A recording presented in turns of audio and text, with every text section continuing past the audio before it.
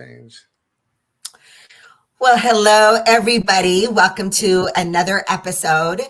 And today, with this show, as you can see, not only do we have our CEO and founder of Luca, who is also running for mayor in Lubbock, Texas.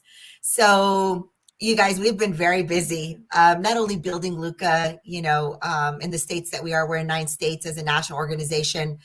We've got still lots of work to do there, but we are also, brother and I here had to have a long conversation for the city of Lubbock, Texas, where we both live, where our kids live, where our grandkids live, and just everybody that all of our friends and everybody that we care about live in this city. We had to really have some hard discussions about him running for mayor because, brother, you received a lot of phone calls, a lot of messages, a lot of, just messages, even from pastors and everybody that you are about to embark on something that is going to be great and large, and to get ready and to prepare for that. And our conversation is like, well, should we do it? We definitely talked about that quite a bit. And we made some tough decisions. We teetered back and forth, and we finally came to the conclusion of it. And obviously, because of Luca and the involvement you and I have in it, and the strength of Luca nationwide, that was a really, really interesting and very difficult decision. Yeah. And we bounced back and forth, but I believe we made the right decision.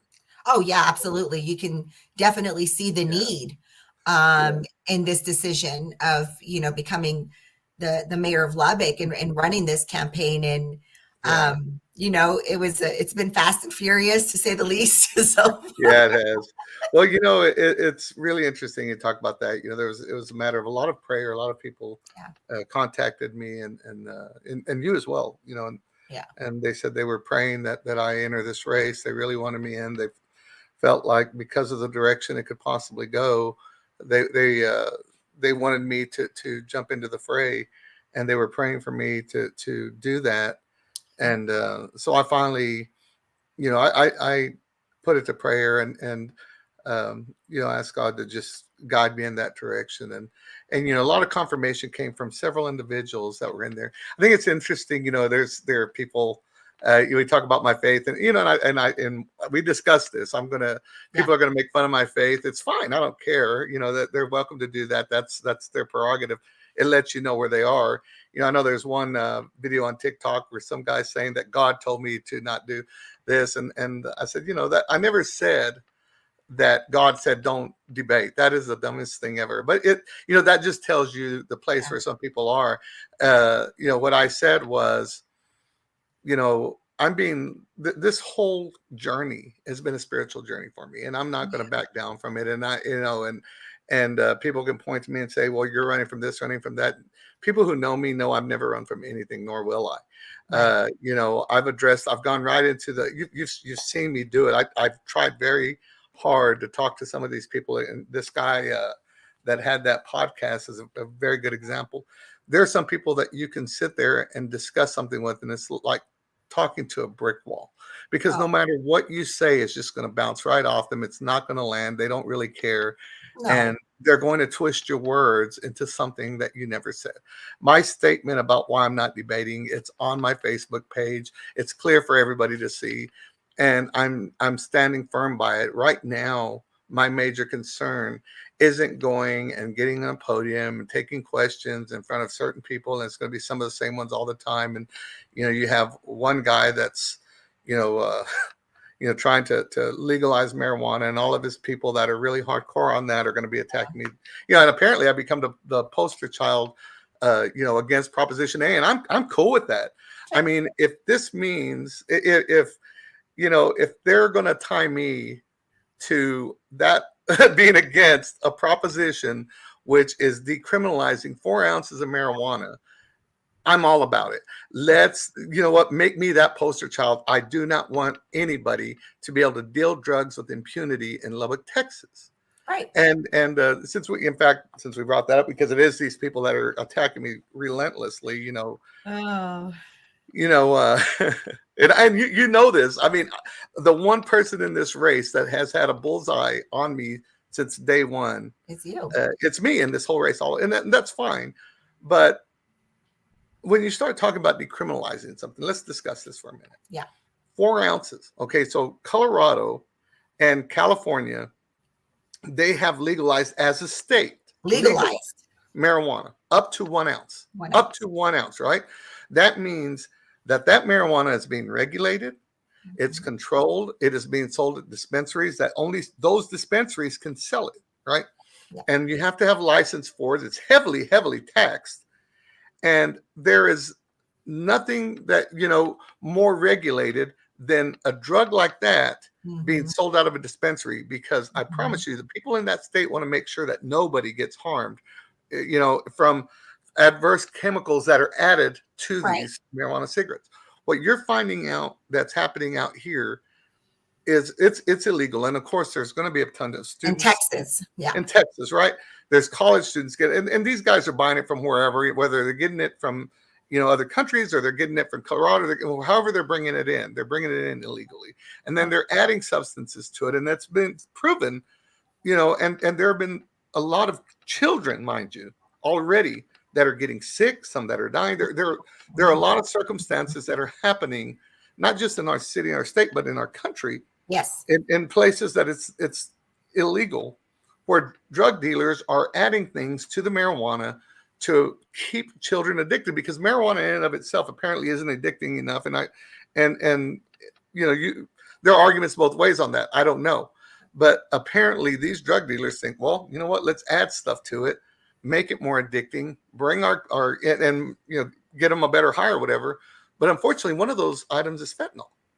Yeah. And there are kids dying of fentanyl, and not just here, again, all across the country. That is one of the biggest killers. And so when you decriminalize something, there's no regulation whatsoever. Now you're saying, oh, let's decriminalize 4 ounces, allow people to deal with impunity, dealers to deal with impunity, because at that point, let's say that a police officer goes with a drug dog. Okay, well, you can't, you're profiling me because you saw I have marijuana. Because if I'm a drug dealer and that has been cleared, you're going to put that right on your front seat or make sure that odor's there so they can say, well, your dog's hitting off my marijuana, man. Leave me alone. It's only 4 ounces. Here it is. It's 3 ounces. And, now that police officer, if this thing passes, really can't look for anything else without getting in trouble for doing that, or, having all kinds of situations that occur because of it. So that's a dream for the drug dealers. That's yeah. Get this, if you're a drug dealer and this passes, move to Lubbock. And that's what's going to happen. And that's why I say it is insane. It is absolutely ridiculous for anybody to try and decriminalize that amount of marijuana and think it's okay. And they're convincing a bunch of people just because they want to smoke pot, and maybe some of them don't want to get arrested or this or this. So they're like, and their argument as well, there's a lot of college students and a lot of Latinos that, they have a marijuana cigarette and they get arrested and now their life is ruined.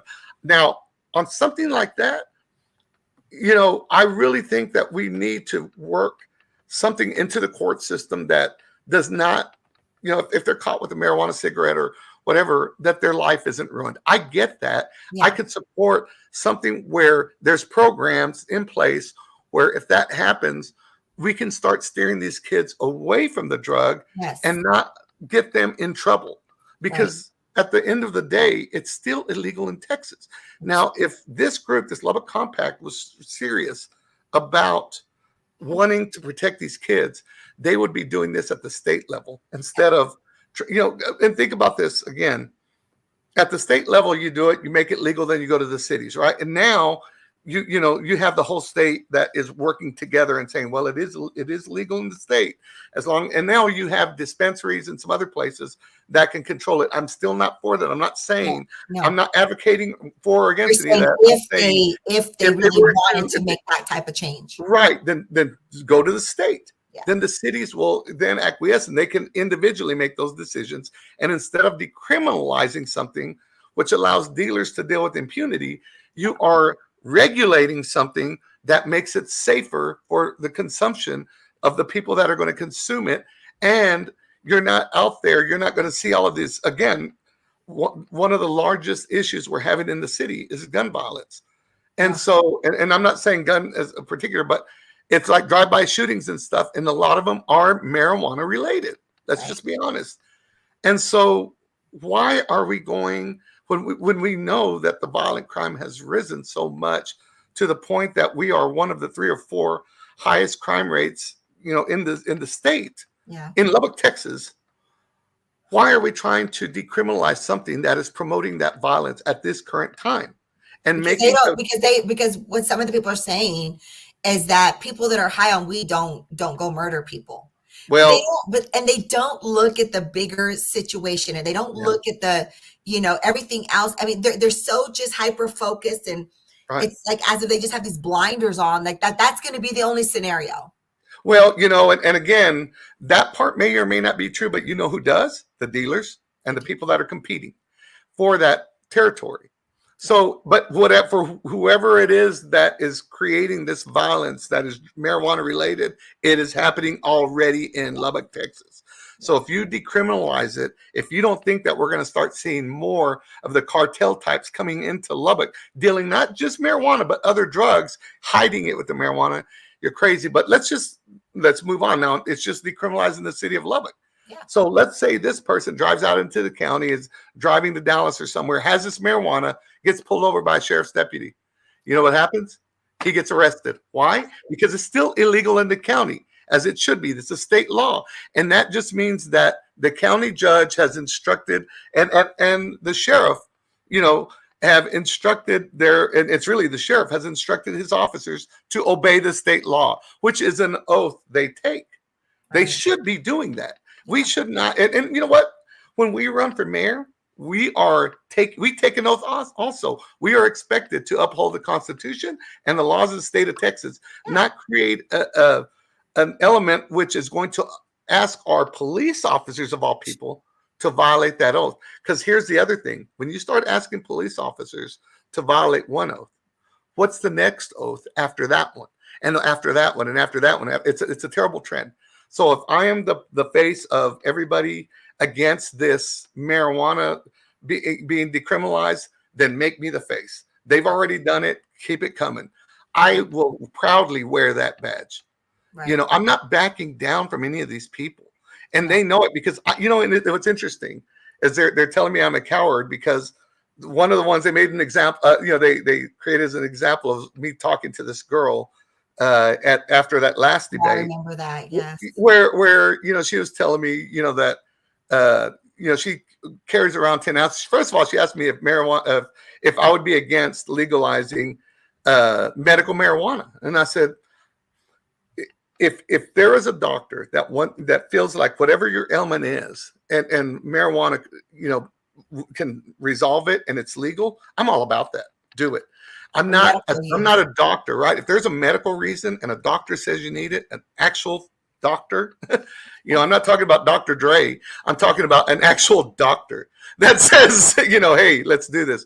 Well, she was telling me, oh, well, my doctor gave me 10 ounces and it's okay. I'm like, I don't know about a doctor giving you 10 ounces. To me, if an actual doctor did, that is, that's sorry, insane. But that's insane, right? And I told her that. I said, I don't know of any doctor that would give you 10 ounces. But again, I'm not a doctor, but I would be shocked if they did. Yeah. And I said, so are you sure it wasn't Dr. Dre and maybe you got your weed from Snoop Dogg? Because that's the only doctor on the planet I think would do it, and it was a joke, but I don't think she got it. And it's okay. I was just kidding. But I don't know. She is using that everywhere now. And she was going over and over on it. And I'm like, listen, are you sure that was a doctor and not a dealer? And just writing you a prescription. I said, and she said, well, it's not illegal. And she kept going on and on about it not being illegal. I said, listen, lady, go grab your prescription, grab your weed, walk up to that police officer over there and show it to 10 ounces. And say, take your 10 ounces and show him. And I said, and I'll put $20 in your commissary because you did it and you're going to need it, because you're going to jail. I don't know of a doc, but again, and again, I'm not a doctor. If there's a doctor out there that did this, I would really question their credentials. I mean, I was on the UMC board for a while, and I would be livid if one of the doctors there was prescribing 10 ounces, or maybe not livid. I would want to know why. Because when you hand somebody 10 ounces of weed, Okay, now you think about this: 4 ounces, right? It's 250 joints. So 10 ounces, that's 2.5 times that many, and that doesn't make any sense. And so I was trying to tell her that, and of course these people don't play nice. They want to argue and argue and argue. And I was trying to explain to her, look, I don't want 10 ounces because at 10 ounces, the only person that benefits is the drug dealer. And that's going to get in with the kids, everything else. They don't care. They don't care about the effect that it has. Their whole problem is that I'm a Latino, and since a lot of Latinos are getting arrested for having weed, then I am selling out my, my race because I'm against this.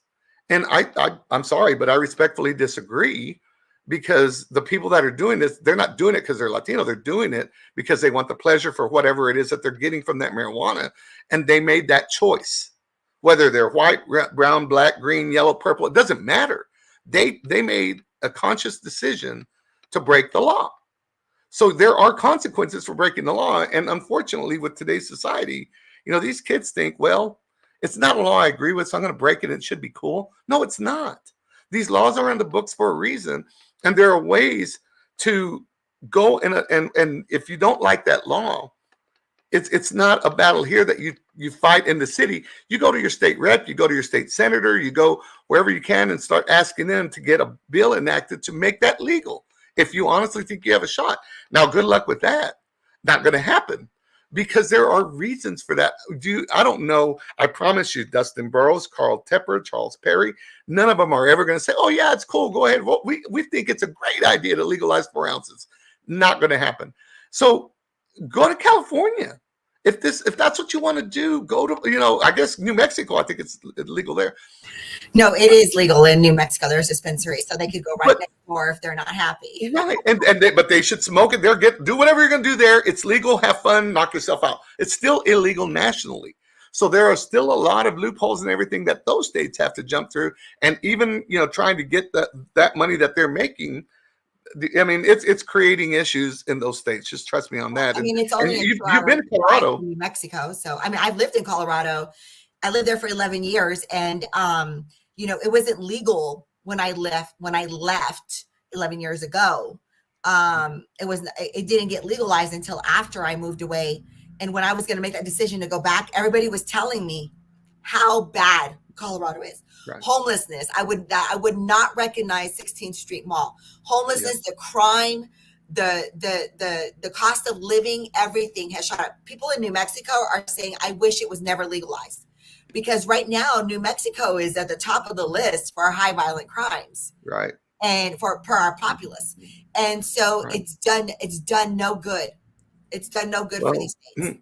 Here's my thing, and my position with this. And I think everybody does that knows me. I'm a law enforcement guy. I'm a first responders guy.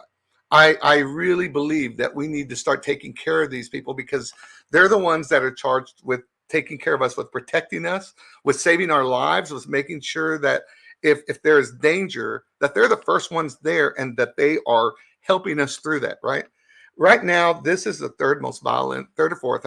I know, depending on what poll you're looking at, most violent city in the state, violent crime. Okay.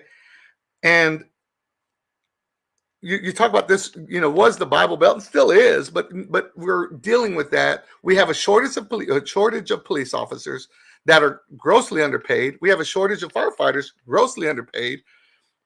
And so when you start thinking about that, and you're saying, okay, violent crime is up, marijuana, a lot of these shootings and these crimes, violent crimes, are because of people either dealing, or one thing, marijuana is related, drive-bys.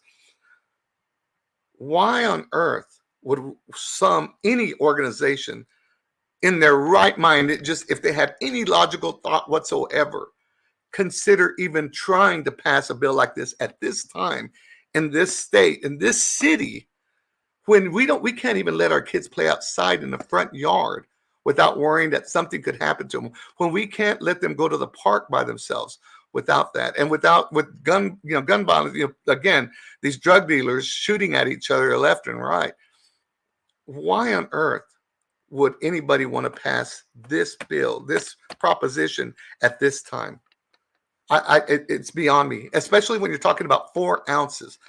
I would actually, if they had said, well, just let them, if they got caught and they had a joint or whatever, and get it to where that's decriminalized. If it's like, less than a joint or whatever, that would have made more sense, because you're saying that's an actual user, that's somebody that's got that, you don't want them to, I get that, but you still don't want to decriminalize it. What you do is you say, I think there should be something on the books, through the court systems, that allows them to get that off of their record. And there is now, by the way, there's drug court.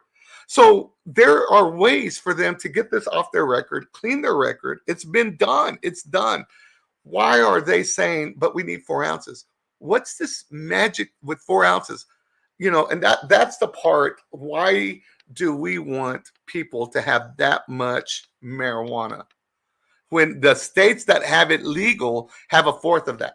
It's like, yeah, for up to 1 ounce. And it's already, I mean, it's so bad for the city, so bad for the citizens. So yeah, it makes zero sense. And I'm getting pushback. They actually came after me as well on some of my videos, and they keep coming after you. But, again, I mean, our kids are already faced with all kinds of issues, just trying to grow up in this society today, in this generation. And it is a gateway drug for some people, and not everybody, but for some people it is. And we're not going to take that chance. I don't think it needs to be, I don't think we need to take that chance. So we don't. So, I mean, some candidates are, we have one candidate that's all for it and pushing it at our colleges. Right. And, literally pushing it. And we spoke about that. And I even called out this candidate because he wouldn't flat out say anything about it at the police forum, because our police officers and our first responders are the ones that are going to be complicit to the issues. We're asking them to, just really put themselves in even a more harm's way when dealing with this. So yeah, so that, I mean, that Proposition A is a big issue. Well, and it is, and when I entered this race and we talked about this, I don't have anything personal against any of these guys. In fact, I've met them all. I've met them all in one way or another. Some I've known longer than others, and when you talk to them one-on-one, and even this individual, I like him as a person. I really do. We get along. We've had good conversations. He's really intelligent. I have zero bad things to say about him, but philosophically, I am differing from all of them, especially him, obviously, and everything else. So you won't see me attacking anybody personally. But these people on his side are vicious. And and it's okay. They're very passionate. That's what they are. I've dealt, and very vicious. The one thing I'll say, and me, and people who know me and have been around me, I'm not afraid of anybody one-on-one. You could put me in a dark alley with anybody, and I'm not going to run away. I do not run away from a fight. In fact, I run to it. And I'm not saying like a physical fight. I mean, if I have to, I have to. I'm trained for that. But I'm talking about, like, if there's something where I feel this city needs to have a voice, that's where I am, and that's what I'm doing. And I have been very, very, very vocal, even with them. But there are some, I think they're just, and again, I've had to face Antifa, BLM, and directly on, and some of the things that those people are incredibly violent, and a lot of these followers here would fit perfectly in that mold. In fact, I will tell you, that is one of the things where this city needs to really be careful with, because this little uprising of people like that are that really communistic. Forget about liberal. These are their thoughts are incredibly communistic. We have to let everybody know right now where we stand. Right. And we do not want to have somebody in office that has those types of minions around him that are willing to do all of his bidding, in this mean and ugly way. Yeah. Because with me, I wouldn't want them. I would tell them, go away. I don't want you as my supporter, because the way that you handle yourself is vile. And I don't want to be, because you are, if you think about it, if you look at the people that you surround yourself with, that's who you really are. I'm a we the people guy, and you see me, every race, every color, I just love people, and I can get along with everybody. I do my very best to understand every individual and whatever condition they are. And I never speak down to a person. In fact, I really revel in the opportunity to get to know people. But there are some people like that you just don't. And I'll let you take, because you've seen it. Yeah. I mean, it's really, it is tough, because we're at a place now where they are not nice. They are, and they can be extremely vile and extremely even violent in some situations. Yeah. And so, we are at a place in our country today where all of the niceness, political correctness is thrown out the window. Right. It has to be, because we're going to continue to lose this country city by city, county by county, state by state, if we the people do not do something to stand up against this. And you are the man that, we, our organization is that's what we stand for. We the people. Right. We're loud. We are unafraid. Right. And that's the thing. I think that's another thing that bothers them, because they scare people away. That's their goal. And I don't back down. And so, like, I had them, they will literally invade your personal space. Oh, yeah. They will get so close up to you. That, and I'm sitting there and I'm like having to push them back. And first of all, they're foul. Obviously bathing is optional for them. But, and I'm saying that as kindly as I can, because I think it's intentional that they get to you like that. And they force you to smell that on them, as well as, it's just vile. And there were a few of them that were like that. And I'm like, wow, that's just crazy. Yeah. Why, I would never allow anybody out, for my family. And, you teach them that type of thing, but they get right up in you, and they're just like, yelling at you in your face. And then when you tell them to step away, and you're like, back off. I'm not, that is my personal space, back off. And they're trying to attack you. And, and I probably instigated that. And, because, and I flat out said it. I knew the crowd we were walking into when we went there. I saw them, you could see them. And you knew that it was a crowd that it was definitely all about, a candidate and not us. So I made it very clear, hey, I'm a MAGA guy, because I am. And I want them to know I'm a MAGA guy.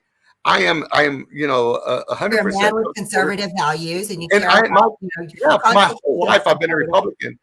That angered them to no end when I said that, and that's why they came right up in my face, to the point where I finally said, "Look, back off. I will answer your questions. Yes, I can do this."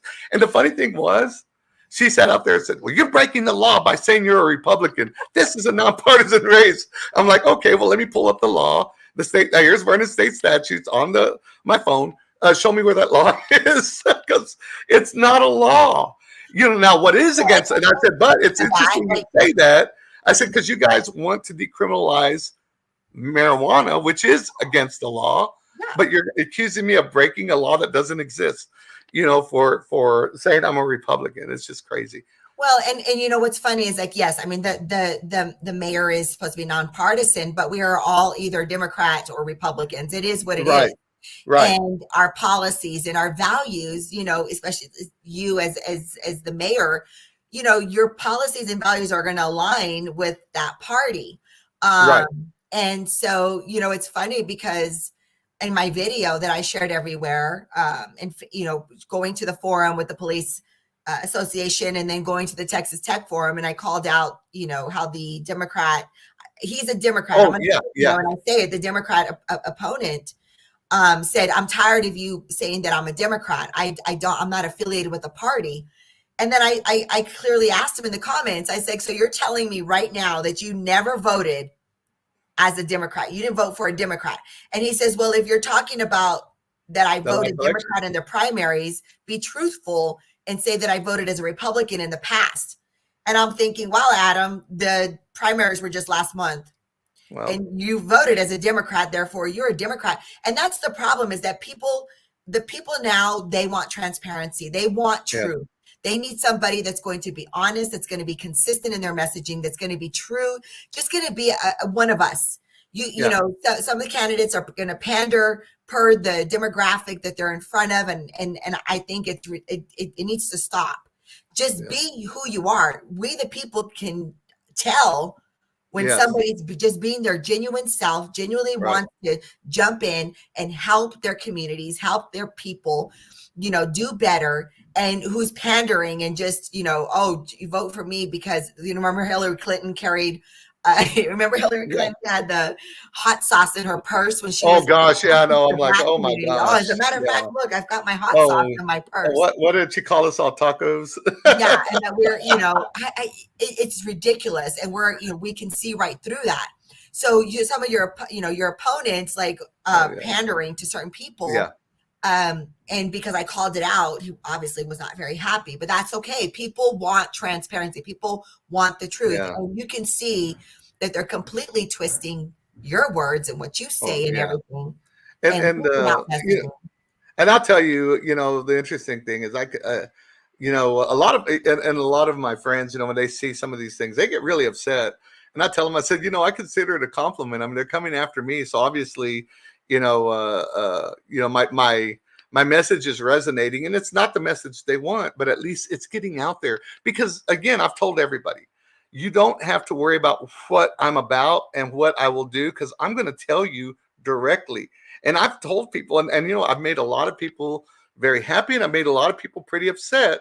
But at least they know where I'm coming from. And there's not one person out there that can say, well, I thought Tony was going to do this. I can't believe he did that. No, I told you I was going to do this. Yes. You don't have to believe I was going to, but I did tell you I would. I wasn't lying, because this is how I believe. And I haven't wavered. I mean, if you go through my voting record, and I encourage people, go search my voting history, you're going to see a solid row of R's going way, way back. You know, because I am older. I mean, I get that. You know, I'm a little bit past 20.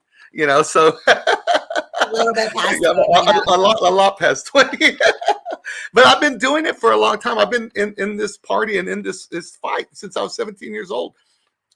I have not changed. I don't want to change, because what I believe in, I solidly believe in it, and it's held true. Now the world has shifted into different directions and stuff, and so there are things that we now have to look at way differently. And I get that. But there's always going to be a conservative approach to what we do and how we handle it. It doesn't mean because I accept that it has, and we have to really start looking, because there are ways we have to address with our children now because of what they've been exposed to. You know, we really have to focus on certain things, because right now they're the target. And so some of the things that may not have been important back in the 70s, it's very important now. If we're going to protect our children, we're going to protect the women, things that, you know, in the past, like if you're a conservative, say, well, I don't want to spend money here, here, or here. Well, now we're like, no, we have to, because that is a real need in this community, in every community in this country. Well, and you should talk more about that, you know, about the economic growth that you want to bring to Lubbock. And some of your opponents have done sitting on city council. We talk about this, and I know it upsets them, but hey, this is politics. You know, people have it's okay. And I laugh because it makes them mad, and not because it makes them mad, but because I am getting so much heat for this, but it's the right thing to do. Yeah. And here's my problem. Okay. So I'm against, if we don't have to raise taxes, and there may come a situation where we may have to, but I'm going to look at everything. Right. But if you're going to say no more new taxes, we're not going to raise taxes. Before you get started, let's let the audience know that you are a forensic accountant. Yeah, so I do this for a living. I've been doing this for years and years. This is what I do: budgets. I've turned around several companies. I actually work with Carl Isett when we reworked the budget, you know, using activity-based cost accounting for the state of Texas, and took it from under Carol Strayhorn. When we got in there, it was in the red. You know, Carl is a CPA, very, very intelligent, and I worked on his staff at the time. I was the legislative director, and that was one of the major focuses that we were on. We were laser focused on this. He was on appropriations, and this was something that was very important, because that budget needed to be leveled out. and you have to find where the holes are and where everything else is. And I've used that same approach since then, and because it's brilliant. You go into every aspect of a budget, you analyze it, you find out where the holes are, and you move on. And that's not to say you're going to walk in every budget and find it, but boy, we've sure found a lot along the way. And I've been able to really turn around some corporations, and we've had a great deal of success, and I'm very grateful. You know, the company I'm working for right now, you know, it's made all the difference in the world. Yeah. And that's what I would want to apply, obviously, to the budget in that same theory and that same principle, you know, of cost accounting that we would want to do. But here's the most important part of all of that is, if you're going to cut taxes, and think about this, and everybody's thinking, okay, well, you know, property taxes, we just raised it. If you took all the property taxes that we paid, the whole city paid, it wouldn't even pay for the police department or even the fire department. Yeah. You have to make money elsewhere. So raising the taxes is only one part of the solution, you know, and we don't want to have to get to that, because you don't have to. What you want to do is you want to look at every facet of a budget and find out, okay, what is it that our tax dollars are supposed to do? Think about this, Melinda. If we took your tax money from you, right? Mm-hmm. So now in this economy where you know, everybody, this whole country, they're struggling to pay for their rent. They're struggling to pay for gas in the car, to put food on the table, because it's all increasing. The utilities, everything is increasing, right? I mean, this is not a friendly environment for a middle-class family at all, at all. Right. So you would want us to spend with as much care and consideration your tax dollars as you're spending your family dollars, because we're pulling those tax dollars from your family dollars, right? Mm-hmm. So that being said, when we start looking at projects and things that we're going to do in the city, we have to find out, how can we generate more revenue and equal out all of these, you know, the burden, you know, from all of these things that we're having to fund with city dollars, instead of putting it just on the property owner and on the few taxpayers that we have. Why don't we expand that? Now, Texas Tech is wanting to expand their population by about 10,000. So they're telling us, look, we're not going to be building any more dorms on campus. That was a concern at their forum. Yeah, huge. Forum. So in fact, they brought that up. That was a question. Yeah. So where are we going to move? So you know, so we had a company that came up and they were going to put up two different student housing projects. You know, one of them right across 19th, you know, and 19th Street across from campus, and the other one, you know, across University in South Overton. So one of them was going to go in the Tech Terrace right across campus. The other one's going South Overton right across campus. And that would have brought on, you know, first of all, you know, I can't even tell you how many students. Let's call it 1,200 or so. It would have a significant number of students. That would have made a big impact, right? But it would have also brought in, you know, a lot more jobs, which this economy definitely needs more jobs. It would have brought a ton of revenue stream that would have circulated throughout, and you know, into the hundreds of millions of dollars, and then it would have brought in the tens of millions into tax revenue that would have alleviated a lot of the pressure that every family here now has. It would have spread that out. Plus, it would have generated more income and more revenue for a lot of businesses in Lubbock, where they could continue circulating that around. And before you know it, you want to talk about strategic growth. When you are raising more money and that's being spent into your city, and it's being circulated among a lot of businesses, those businesses are doing better. The economy is starting to pick up because now, they're thriving, right? And there's a lot of Hispanic-owned businesses for sure. So those two projects, you know, because the neighborhood associations didn't want them there, you know, and it wasn't all of them. There was like 20 some odd people from each area that didn't want it. Okay, so there's 200 and, you know, over 280 something thousand people that live in Lubbock. We're going to let 41 people decide that we're not going to allow the growth of Lubbock, you know, come from those two infrastructure projects. But that's what happened. when we have the most violent, again, in this region, there's no place more violent than us. Yeah. So why on earth don't we bring in those tax dollars where we can raise the salaries, and we're not losing any more police or firefighters to other smaller cities? I know. I mean, we're not losing them to Dallas, Houston, Fort Worth, or whatever. We're losing them to Amarillo and Amarillo. Let's go to Amarillo. Let's go to San Angelo. Let's go to Abilene or Midland or Odessa. Because they can make more. They can, and they get better. They get everything better there, and it's not as violent. I met a lady at the Latina Lubbock meeting. She said that actually happened. Her cousin, who's a police officer, is a new police officer. His wife, his pregnant wife, is here, but he has to work in Amarillo so that they can make ends meet because they get paid more money in Amarillo than they do Lubbock. One of the saddest things I see, and I hate it, and I get it, and I admire these people so much because they're doing it. They love Lubbock and they want to stay here. When you go and you watch, you go to different places and you see firefighters or police officers working 2 or 3 jobs. Okay, it's bad enough that and think about this. These are people that put their lives on the line for us. Yeah. And one of the most crime-riddled cities in this region, and they're having to work more than one job. So they're spending more and more time away from their family after already putting their lives in danger and in harm's way for us because we are not paying them up to the standard of smaller cities around us. Now, tell me that's not shameful. No, it is. It's horrible. It's horrible. And we can't, and especially because we are a college city. We're, it's a hub city, but we have college students here, our future. That's it. And think about this too. Those parents that are sending their kids here are entrusting our city for their safekeeping. Yeah. And you take Texas Tech out of Lubbock, man, we are done, right? Yeah. So we need to show these parents that this is a safe place to live. But also there's a lot of families. I look at that.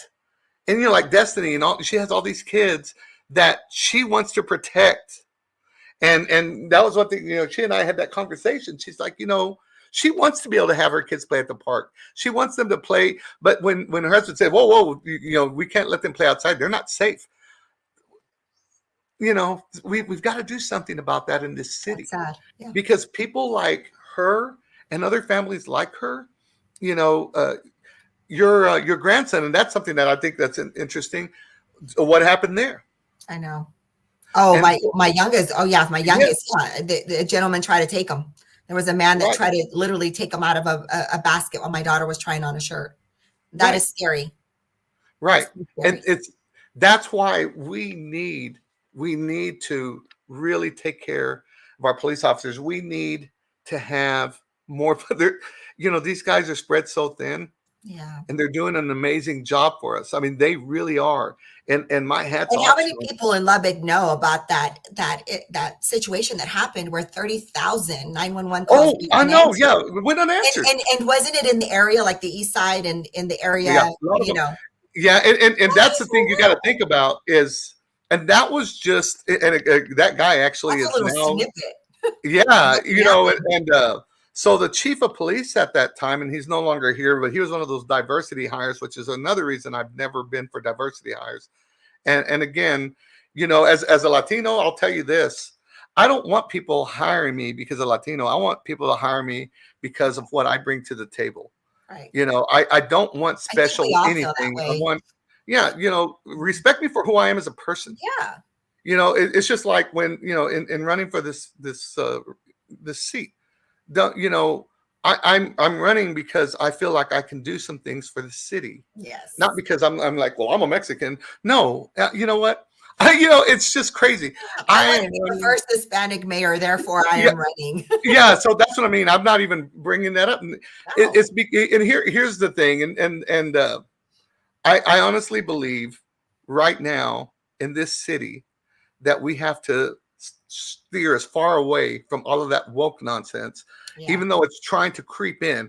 We have to steer away from it because this is still a family first conservative city that it's the Bible Belt. So it, God still is a big deal, and people can get all over me. And you know what? And it's interesting that the one thing everybody that's against me, and of course we know it's from one side. The biggest obstacle they have with me is that I love the Lord, and I love the Lord. I'm not afraid. I'm going to say it till I'm blue in the face. Yeah. I'm cool with that. So if that's the issue you have with me, then bring it.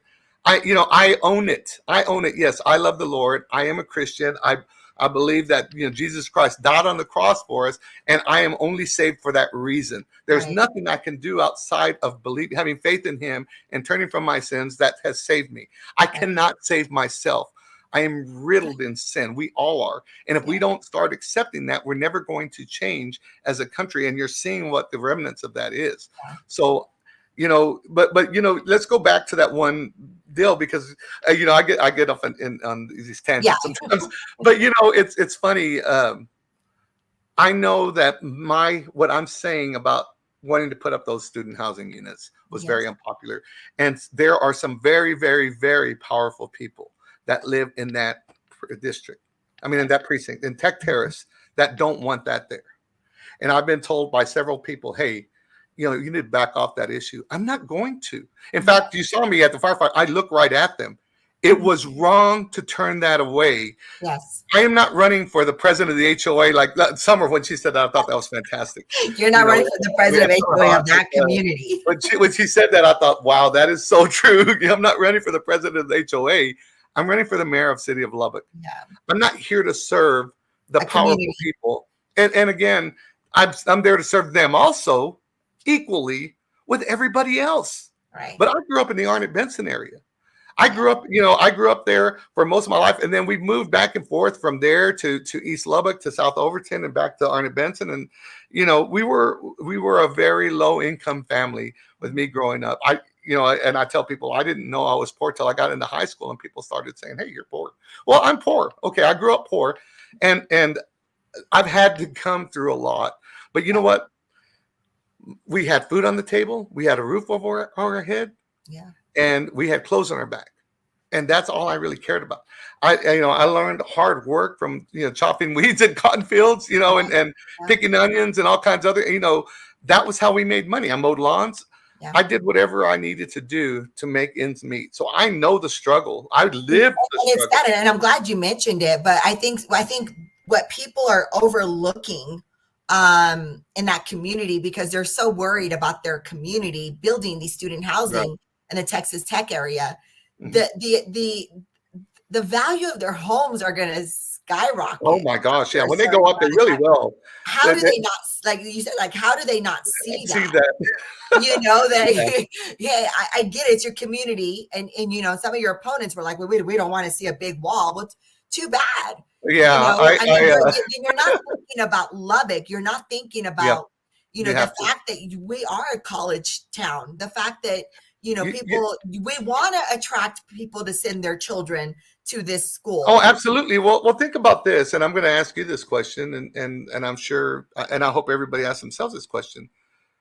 If you have to look at a big wall, but know that our city is no longer number 4 in high crime, because now we have more police officers, we have more firefighters, we're able to do more for the city and lower all this. But you have to look at this wall in your backyard, which how many people actually always look out your backyard anyway? But that's going to be there, that wall, and it's going to be there. And you got this big building. It's right across from campus. They say, well, that's all this traffic. No, there's not. Those kids are going to walk across campus. Yeah. They are. They don't want to move their car until they absolutely have to, because parking on campus is expensive.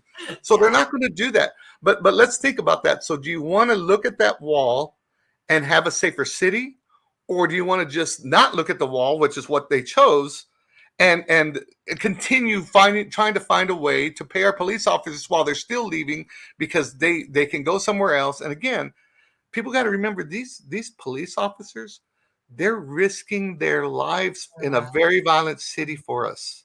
Mm-hmm. They're risking their lives. When they walk out that door and they kiss their wives goodbye and they say bye to their kids while they go, there's like, I'll see you tomorrow, whatever. Nobody knows what's going to happen. One of the hardest things that you can do, is have to go. And I remember being with Sheriff Gutierrez, you know, and when they had a deputy die who was killed, and I remember, you know, we were there, and when he heard about it, and he had to go talk to the wives, and I remember the look on his face, knowing he had to go make that. Imagine getting that knock on the door. We do not understand as private citizens what these families go through every day, even when they live. You know, how grateful they are when we see them walking back in that door. And that goes for firefighters too, because I want you to think about something. A lot of these calls they get when somebody's hurt, when the violence that caused it is still going on, and these guys are Well, running. even EMT, you Yes, know, they're on the front lines as well. right. They're going And to that's be, why I say first responders are. You know what? But you know, the very first one that will usually get, and well, it's supposed to get there first, are the firefighters, because they're the ones that are the paramedics. They have higher training than even the EMTs do. So they're the ones that can do way more than anybody at the scene as far as triage. But we have to understand this is these people put their lives on the line every day, and we're asking them to work two or three jobs to make a few extra dollars to make their family budgets work. And so we're not only keeping them away from their families while they're doing the job and keeping them nervous, but we're keeping them away from their family even longer. So how much time do they really get to spend with their family when they're working two or three jobs to make ends meet? We're keeping them from their family. They're away even when they're here. And that's not fair. I don't see the logic in allowing that to continue. And so we've got to start right. thinking They should very be able to logically. work their job that they do. That's why they And go joined, you home and know, this, enjoy your yeah. family. Mhm. And you know what? We should appreciate them for what they do. And us citizens, we do, but we just need to have the council find a way to show that appreciation. And as much as you hate to say it, it's going to be on the paycheck. That's the only way we can truly show it. Saying thanks to them all, it's not going to put food on their table, and it's not going to pay their bills. No. And it just brings more stress on them, what Yeah. they're Oh, yeah. already dealing with, Oh, you know, walking out that door every day. It's I, extra stress, and we're stressed out trying to pay our yes. bills. Can you imagine the extra stress that they have to deal with on The- top of not knowing and, what and to do with you for the bring that up, but think about the psychological impact that has when you don't really get to spend that much time with your family, all the stresses of the bill, everything that you're going through. So that's already on your mind. And then you're sending them out there in some of the most dangerous situations. Yeah. Yeah, I mean, come on, we got to be fair. This is one of the reasons why I decided to run, because in fact, it's the main reason. Yeah. The main reason when I started really looking at that, and that was one of the things that when I asked God Because to show crime is me, what will yeah, deteriorate a that city was a like part of it. this. Oh, absolutely, absolutely. Do And we want to be, you know, like LA and New you know, York and what we're watching in Chicago? You know, San when you're Francisco. already high in the spectrum for violent crimes, Well, I will tell you you this know, right now, in some of the people that I saw that one evening, they would fit in there like it was nothing. And that's scary, because there's a lot more of them than I ever anticipated that are part of that little group. And they are willing to do whatever. They don't care. And they don't care about the law. They don't care about you. They don't care about anything. In fact, you know, if something horrible happened to you in their presence, they would cheer. That's the kind of people these are. And they're going to put, you know, they're already, you know, they're trying to distort our words and our actions and everything. And oh they're, yeah, you know, every time I see something like that, it makes me realize, you know what, this country, we need revival. And that's one of the things. In fact, I don't know if you heard Johnny, and again, people are going to get, you know, I've got some people saying, well, you know, you mentioned God too much. I'm going to mention God all the time. It's just who I am, you know. glory Sorry, to I'm God, not, you know. glory And be to God. here's the thing is I'm not a holy roll. I'm not going up there and condemning people. I've seen people do that, and I think that's wrong. Yeah, But you know, I pray for people all the time, and I make decisions based on the way that the direction I feel that God is steering me. And I'm very proud of that. And so, you know, when people criticize for me, they think that me for it, they think it hurts me. I love it. I think, okay, you know what? So be it. It's, you know, it's what steers me in that path, yeah, because I don't know the type of leader or person I could be in any situation, and let's call it person, servant I could be in any situation without having my life guided by that. You know, we talk about, you and I have discussed this a lot, and I bring it up all the time. I don't believe the mayor is the leader of Lubbock. I think that he is a servant of all the people. Yeah. He is the CEO of Lubbock, and his job is to serve the people of Lubbock and to represent them in this position and consider them in every action you take, not just the voter, not just the people who voted for you, or just people in your community. Yes. And so you do have to consider a lot of things. And there were things that were brought up.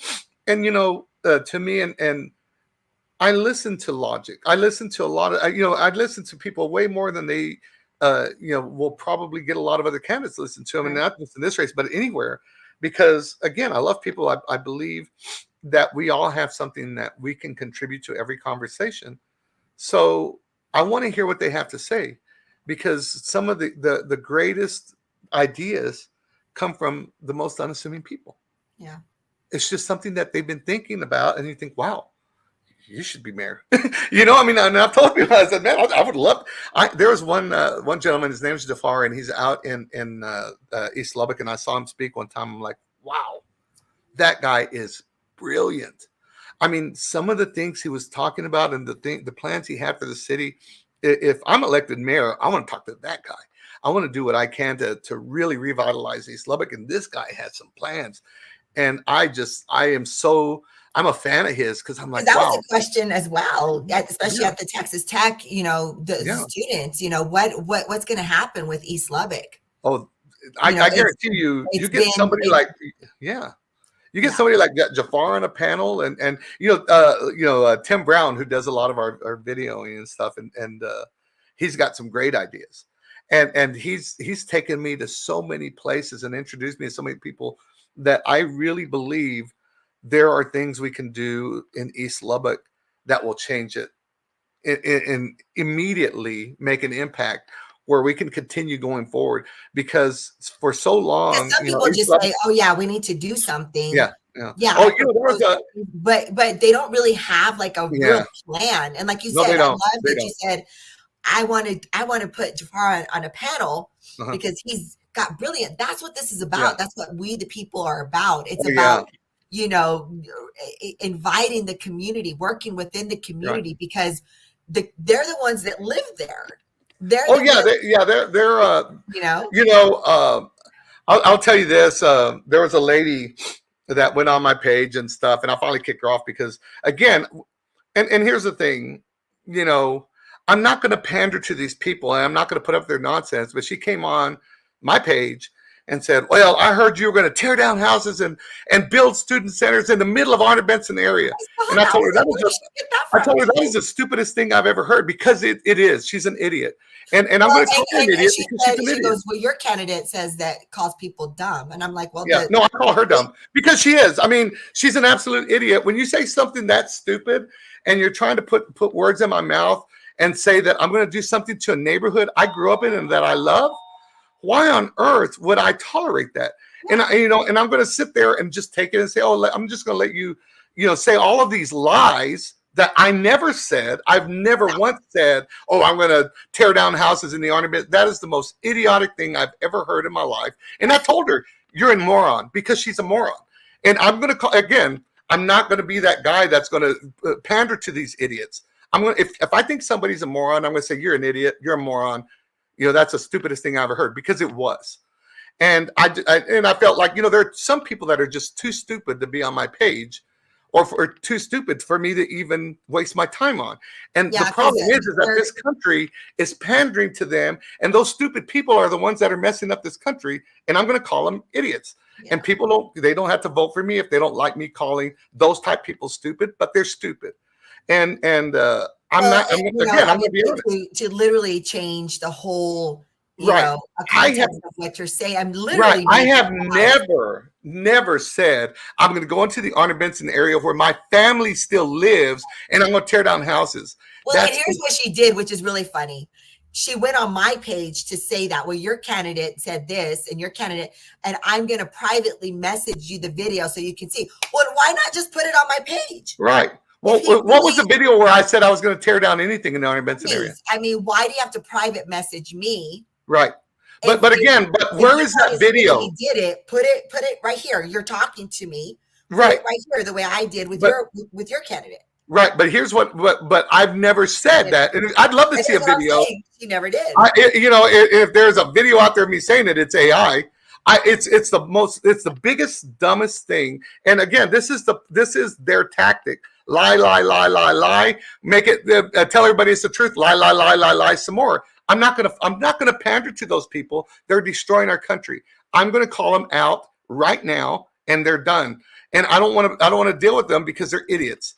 So I'm telling you they're idiots. I'm telling them they're idiots. I told them they're idiots to their face. And then she doubles down and says something else. Okay, I'm sorry, but some people you just can't talk to.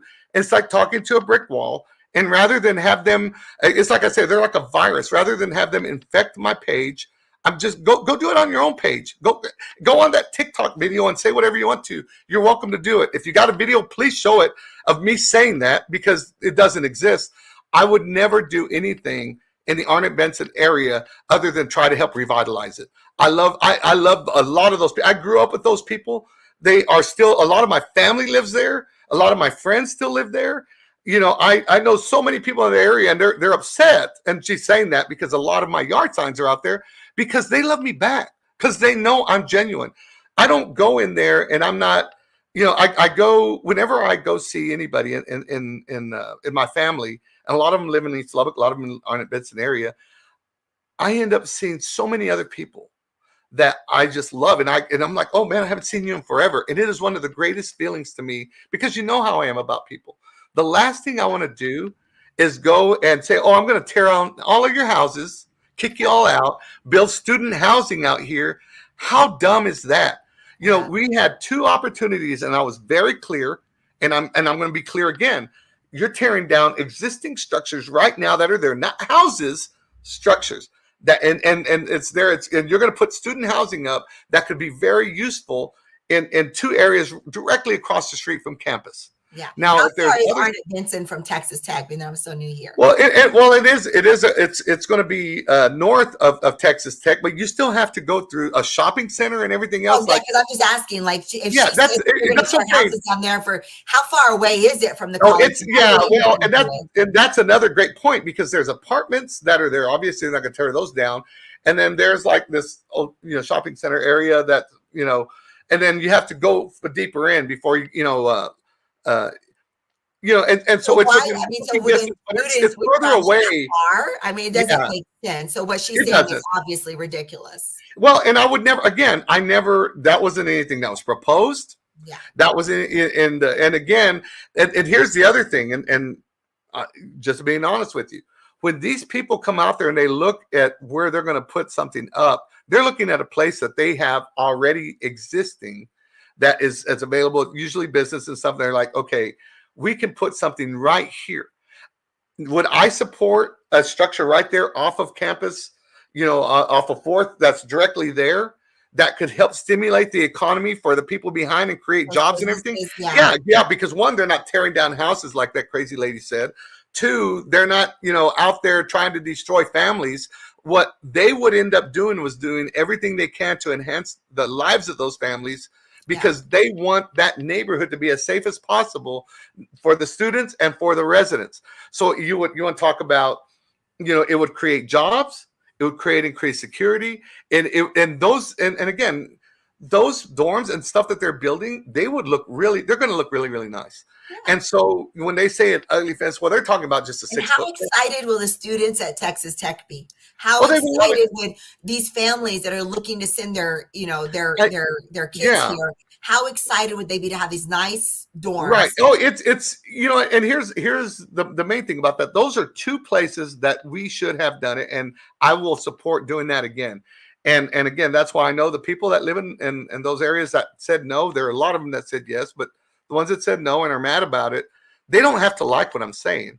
I'm looking out for the best interest of the city as a whole, not the HOA of that organization or particular people that are very powerful and will do whatever they community. Yeah, they're going to do everything they can to prevent it from happening, and I'm going to do everything that I can to make sure it does happen.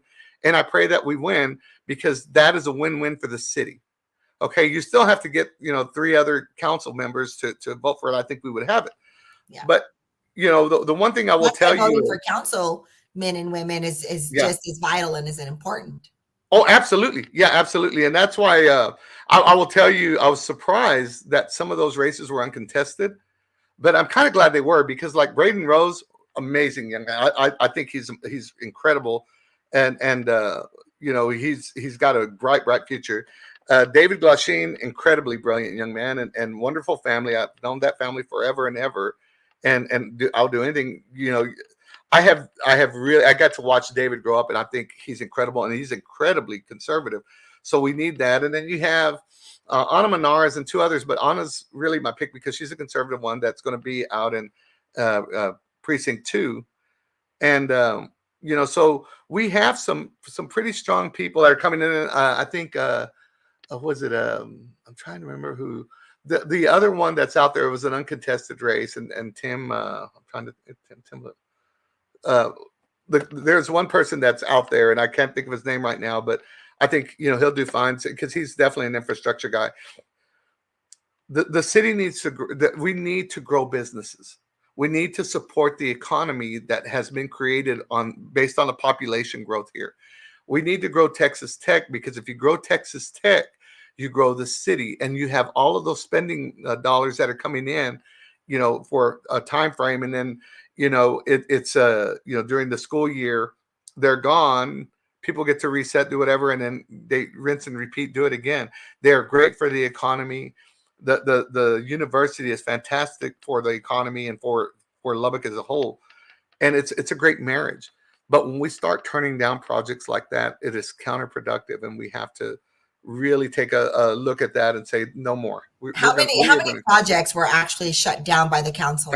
I think there were 4 total. In fact, I know there were 4 total, and some of them were outside. In fact, if I remember right, one of them was because of a drive-through type deal, and that did not turn out well. But so we've lost 4 projects that would actually benefit and stimulate the economy for Lubbock, because people were looking out for their own interests instead of the interests of the city. Right. It's just there's preferences, and then there's there's personal preferences, and then there's what's in the best interest of the city, and those two, when they collide, you really you have a problem that ends up costing the city, and that's I believe strongly that that's what happened, and it's again. It's not a personal. These are policy attacks. I like the people that are in there. We get along great, and we disagree on certain policy. This is one I definitely disagree on. The alleyways. Let's talk about that for a minute, because it's still an issue, and people think it's over. Whenever we block walk, I know you get it, and when I speak about it, every homeowner's like, "Oh, let's talk about the alleyways. Let's talk about that." So that is still very fresh on. It really is on every homeowner's mind right now.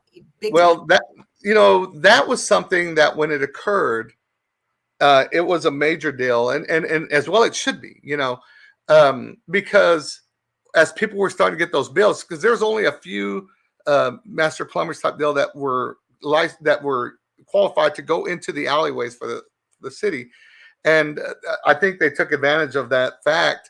And they said, well, we're going to charge this much. So there were some people getting charged about $3,500. Those are the low end. The high end was up to about $15,000, and it depended, like if there's concrete in the alleyway and where it was, and how much. Because I'll tell you what, if you go into an alleyway, I work with Texas Power Suppliers with Ronnie and David Rendon, and so we're a contractor. We're a preferred contractor for not just the city, but for the engineers, and we just do a lot. But when we go in there, you always call in a dig test, and we even then we use a Vactron, which is pressure-wise water, so that way you're not hitting wires, and you're not hitting gas lines or anything, because that water doesn't cut through it. You can safely go in there, and the likelihood of you doing anything that could cause damage and a lot of expense for the company and short out the power lines. I mean the homeowners, whatever, it minimizes. So we do everything in a way that is the most, efficient in getting our job done. But you do have to do all of that. So I get that. That's going to be very expensive to go in from the alley, from the end of the fence into the center of the alley to run a water line and change it out. But 3,500 to 5,000. Now keep in mind, because for the last and I guess 15, 20 years, it's been the city realized back then, oh, this is really our fault. We're the ones causing a lot of this damage, and a lot of those pipes, especially when you're talking about the old houses, they're like those clay pipes and stuff. They're really bad. They're brittle, and they start tearing apart. Oh yeah. But the activity that goes on in the alley, all the construction, everything going in and out of that has an effect on it. It's adverse effect. And, there are some people who say it doesn't, it does. But one way or the other, especially in the older houses, and when you start talking about the houses that have been here older, and that have the older type pipes and the older type infrastructure that's out there, and, you're going to see more and more of that damage right now. Okay. So, because age alone will have, take care of a lot of that. So when you start seeing some of that and you start realizing that those expenses are going to hit the people that can least afford it, this was the wrong time to even look at that or even consider it. Even, let's say it was the right thing to do. It's the wrong time to do it. One, because nobody knows, and and there's all of these studies here or there that this is what causes this, and I've seen enough of them, especially recently, to differ from some of the theories and some of the what is being said on what causes, and it doesn't even matter. I will tell you this: these people cannot afford it, and so one of the questions I was asked is like, well, are you going to pay for it? You want to pay for your neighbor's pipe? Okay, well, when you break it down, okay, first of all, I would rather look for some place in the budget to cut back on to trim that cost to bring it to where the city can continue to afford to do it, especially in this time. When we're looking at, look at the economy today. How do they not see that? Like, how do they not recognize it? It's just not the right time. Yeah, it's the absolute worst time to do this to people. They're struggling. They can't afford to go to work half the time. And we're saying, oh, let's just add another burden. Put gas in their car. They can't. And or pay the bills. And so so when I see that and they say, would you do that? I do it all the time. I'm always helping my family, several of my friends that call me. I do what I have to do to get them through it, because I grew up in those areas. I know the struggle, and I know how hard it is for some of them to say, hey, Tony, man, I need your help. I'm like, sure, what's going on? And they tell me, I know. And, I've been blessed that I'm in a position to do that. But how many other families that are like them have someone like me that they know that can do that for them?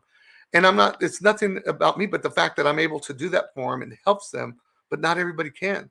So when you add that burden of another, even let's say, because now they're saying, well, we're going to reanalyze it. We're going to add more plumbers, and we're going to do this, and we're going to revisit. They're going to revisit it. And I think their solution is at least it's going to be till I get there, that it's going to be like $800 or $900, rather than the $1,500. Hold on one second. And it's just, it's still, hold on. It's still a lot more money than they have. Now somebody wanted to listen in on it, so I'm sorry I had to text them that it's on my page that, but it's still more money than they have, right? Yeah. So I know, no kidding, right? We get messages all the time. So these families can't afford it right now. Let's be honest. But if you spread it out, let's say we have to do it, and you're spreading that out on that one particular burden, and we get to say, okay, so instead of all of us paying, or the individual families paying X amount of money, let the city absorb it. Because here's the other thing. The city if they bulk it together and say, okay, this is going to be our responsibility, it's about an $800,000 or $900,000 burden for the city as a whole. But those are our tax dollars. Okay. The city doesn't run, they don't run it, they're not printing money in the backyard and using that money. It's our tax dollars. So it should provide a service to us that are essential. And let's start looking at the essential services. That to me is very essential. Plumbing, pretty essential. Okay. So, and I'm not saying that the city should cover what's in our backyard. That's us. Yeah. But it's also way cheaper because we can get our cousins and some other friends to go out there, dig a hole, replace that pipe, which I've even done because, I've got great cousins and they know how to do that stuff. So it's not as expensive because it's the cost of, feeding, your family members and throwing them a few bucks and buying the equipment. So, way cheaper to do your entire backyard than to do anything from that short span from the alley, to your fence, right? From the middle of the alley to your fence. But we have to really take into consideration how this is impacting the people that cannot afford to do that. And again, because if you look at like if the city is in those areas, yeah. Right.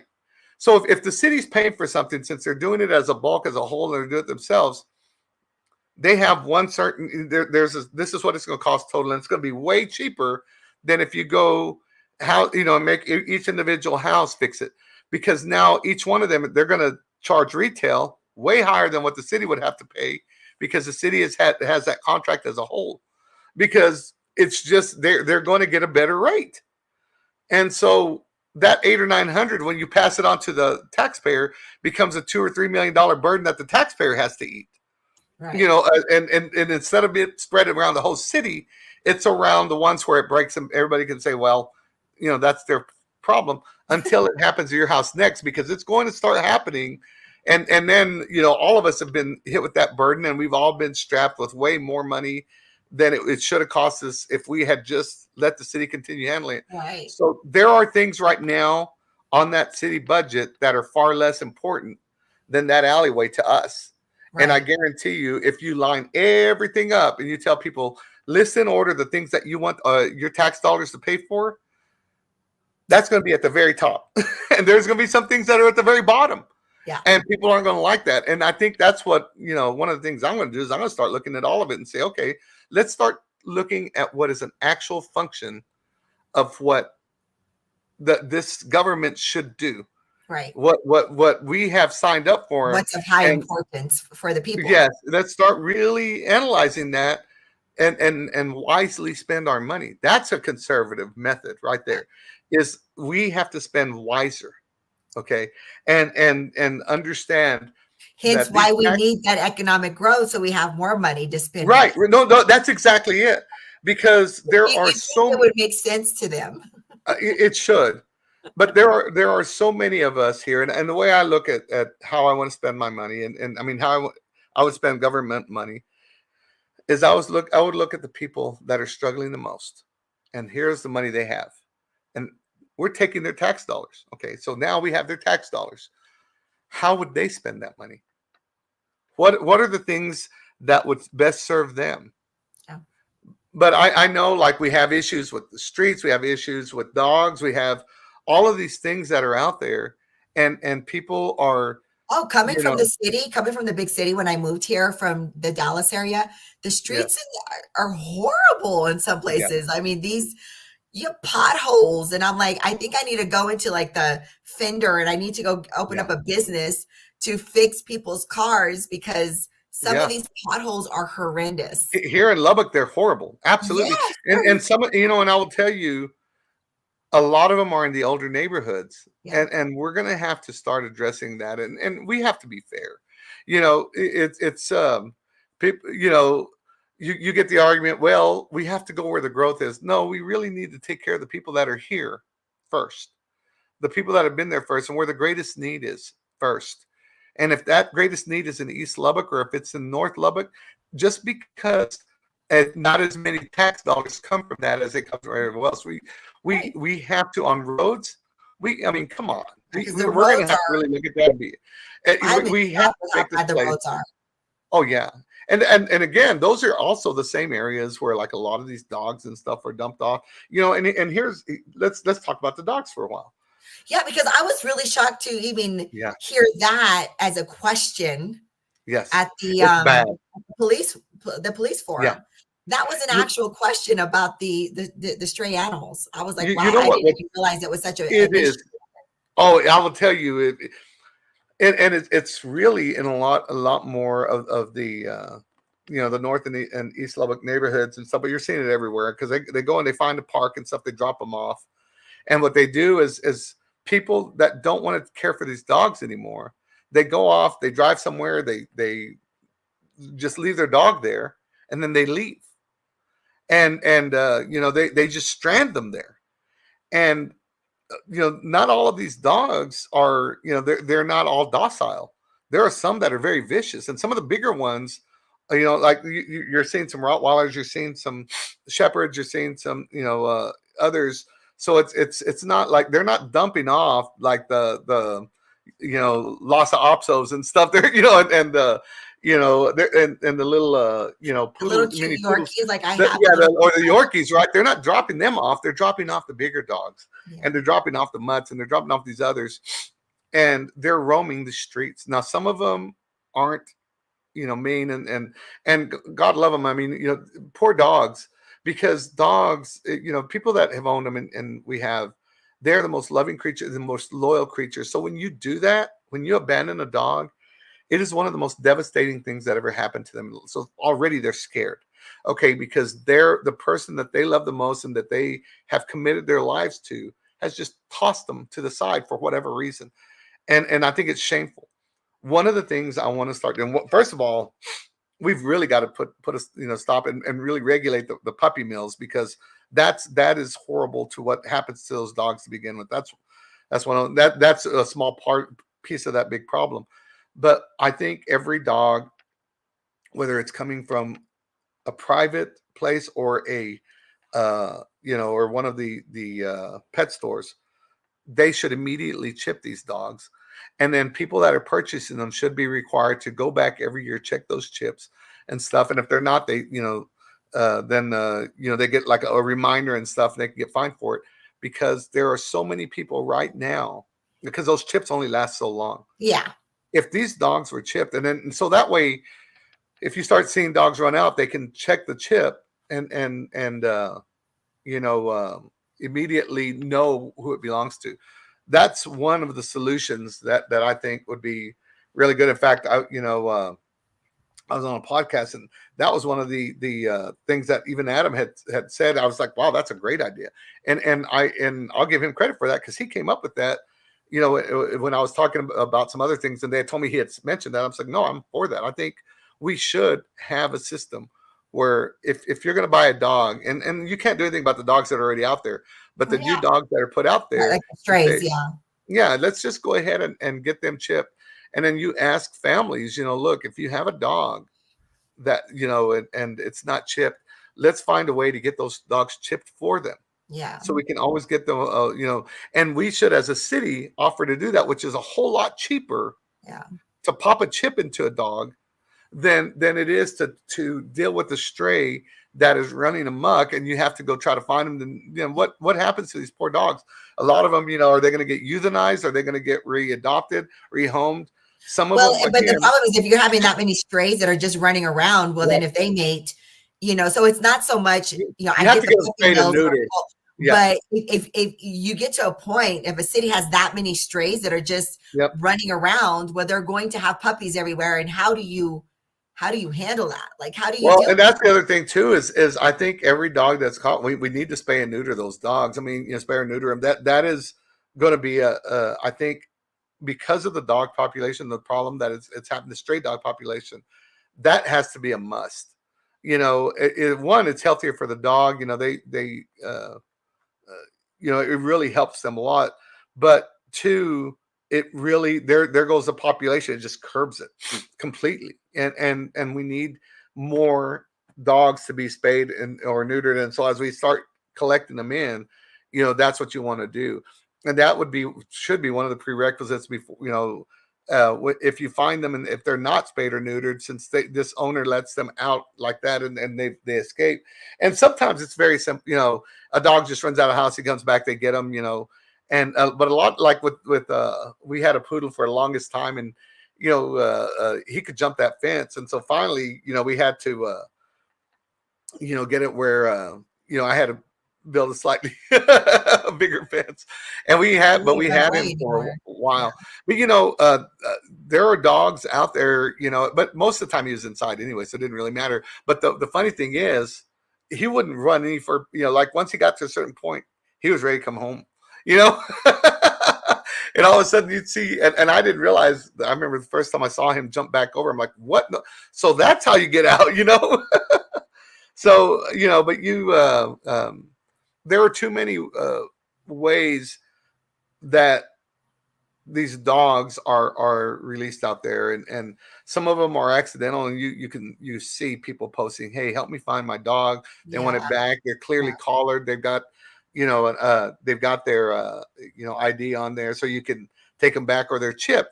So if you catch them and they don't have that, maybe they got out of their collar or whatever, you could go check, and if they're chipped, you can find right where they belong and you get them back. You can take them back. But that is a real issue right now, and a lot of these dogs are I mean, they're mean, and it's not because they're scared and they're afraid of people. And so when I say they're mean, their circumstance has made them very weary of people, and so they're going to attack people that they don't know because they see them as a threat. Mm-hmm. And they just know that wherever they were before, they're not there anymore. Their life is different. They don't understand why, and they don't want anybody to hurt them. So we have to do something about this, and there has to be a humane solution. I think there's going to be several steps that need to be taken. I think that's a discussion that day one we need to address immediately. Wow. Yeah. Like I said, that was a question I was really taken aback by, because I didn't realize there was such a, such an issue with stray dogs. Yeah. That was really shocking.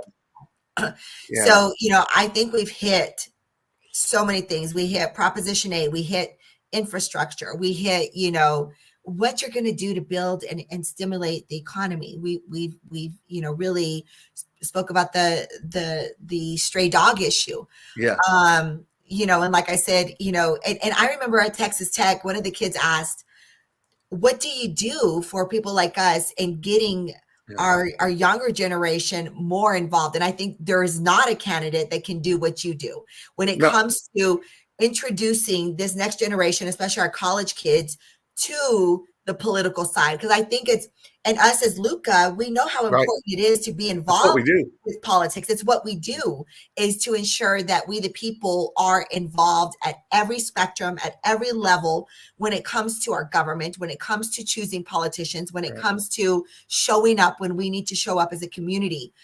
And so I was really happy to see that at the Texas Tech Forum, they asked, as mayor, what would you be able to do to integrate our college students with those politicians and those out there? And I thought that was a fantastic question. Oh, it was. That's how we get this next generation ready to be able to, help run our country in a better path, I'm hoping. well, the beauty of and I could see you smiling when that question came out, and I was smiling too, because I thought this is exactly what we do. This is what we do. We had that one event, the celebration of the Trailblazers, here in Lubbock, and of course our Congressman Jody Arrington, who's the chair of budget, and he's on Ways and Means, and of course we had Dustin Burrows as our keynote speaker, and he's the chair of calendars. And we had our sheriff, and we had the sheriff. We had the former sheriff. And he's actually the chair of Pearls and Pardons. Yeah. So we had a very very diverse group of speakers who each and Mike Dalby, by the way, who is our new commissioner. God love him. What a great man that guy is, and he's going to do fantastic things for the county, and so proud of being a part of that race. Mm-hmm. But I know he's what he's bringing to the table is going to be fantastic. But when you talk about the speakers we had there, in fact, Susie still talked about the LARW. We had a chance to talk about Luca and what we do. When you start getting these young minds, and they have all of these, a lot of them, they have amazing ideas. And in fact, I will say this: the people from that law student, from that organization, were incredible people, and I loved working with them. And they had great questions, and they were so respectful. And so none of what was going on was, that was, none of that was any of their fault. Well, But no, those because we had hecklers and we yeah, had they were, people yeah. screaming, and it was really awesome to see him say, "Hey, please be quiet while the candidate is answering Yes, questions." they had, when you have college students That having was to awesome. ask you to behave yourself, you really ought to take a look at your life. That was, that being said. But one of the things we're doing, and we were talking about, remember, we're going to do it on April 23rd, but the one thing that you and I discussed about moving it was we did not want that to appear to be something that I'm doing just because I'm running for mayor. I want the city of Lubbock to understand that this is so important with, for the community, and with us, that we reach out to the community, Yes. that they understand what we're trying to do. So what we're going to do in June, and let's talk a little bit about Luca here, since we got some time, and we both love Luca. And in fact, you know, you're the one person that understands more than anybody, because you've been so integral in building this, how Yeah. important this is to what we're doing, why I'm even in this race. Because again, even on my signs, I have that Luca flag, Yes, you and do. it is so important that people understand that is the heart and soul of what I'm trying to achieve. Is what we're doing in Luca, and I want to implement those same values and those same things in everything I do, because it is who I am. I mean, Luca was built around me, and my, my longevity, my history, and but it wouldn't have come to fruition without you. So I've always loved you for that. I appreciate you. Yeah. You're amazing for what you've done to make it come to life, and here we are, watching this thing grow and grow and grow, and we're killing it in so many areas. And I think it's one of the coolest things to watch. Oh, it's And amazing. and in Lubbock, it really has taken off.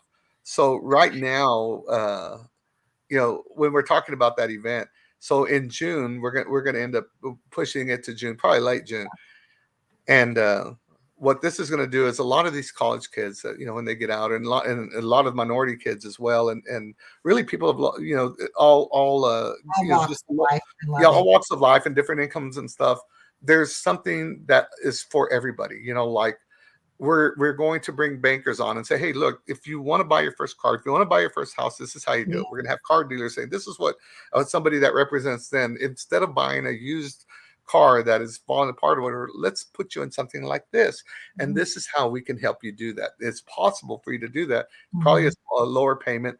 And then you're going to end up with a far better vehicle that's more trustworthy.